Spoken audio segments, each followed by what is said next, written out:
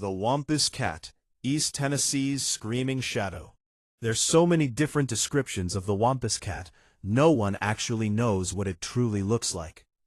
This story is based on Appalachian folklore, regional legends, and reported experiences from East Tennessee. It is presented for entertainment and storytelling purposes only. This video does not claim proof of any creature or paranormal event, and reflects traditional accounts passed down through generations. If you grow up in East Tennessee, you learn early that the woods have rules. Some of those rules are obvious. Watch for snakes, don't hike after dark, listen for weather rolling over the ridges. But there are other rules that never get written down. Rules that get passed from one generation to the next in lowered voices. One of those rules is simple. If you hear something screaming in the mountains at night, don't go looking for it.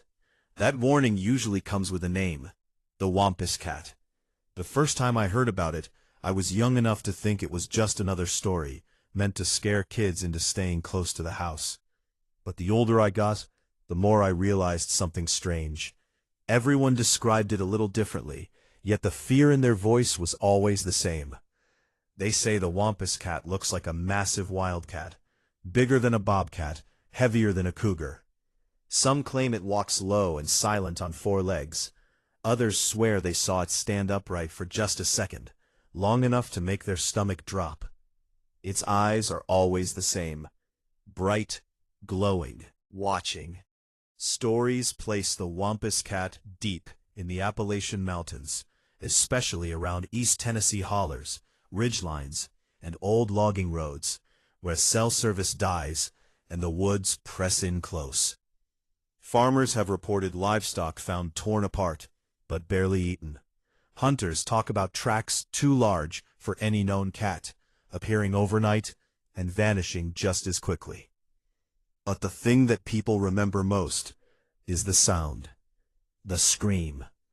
They say it doesn't sound like a cougar, a fox, or any animal you can name. It's described as a mix between a woman screaming and a wild animal in pain, high-pitched, drawn-out, and powerful enough to echo through the valleys. People who hear it say the same thing. It feels like it's meant for you. One man I heard about swore the scream followed him as he drove down a mountain road, matching his speed, staying just out of sight in the trees. Another said he heard it circle his cabin for hours, never coming closer, never moving farther away, just letting him know it was there. According to Cherokee and Appalachian folklore, the Wampus Cat isn't just an animal. Some legends describe it as a cursed creature, others as a shapeshifter. A few say it was once human. Over time, the stories blended together, shaped by fear, isolation, and the mountains themselves.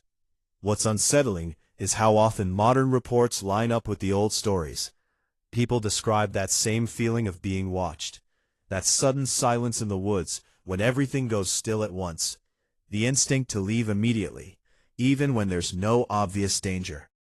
Skeptics say it's misidentified wildlife, a bobcat, a cougar passing through, the wind playing tricks through the trees. And maybe that's true. But then there are the details that don't quite fit. Tracks that stop in the middle of a clearing, claw marks far higher than any cat should reach, and screams heard miles apart within minutes of each other.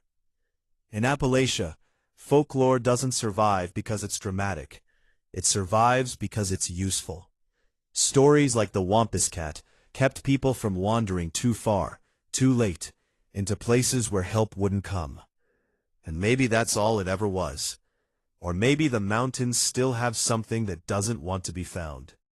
So if you're ever driving a back road in East Tennessee late at night, and you hear a scream roll down the ridge beside you, something that doesn't sound like anything you've ever heard before, don't stop, don't look, and whatever you do, don't answer it.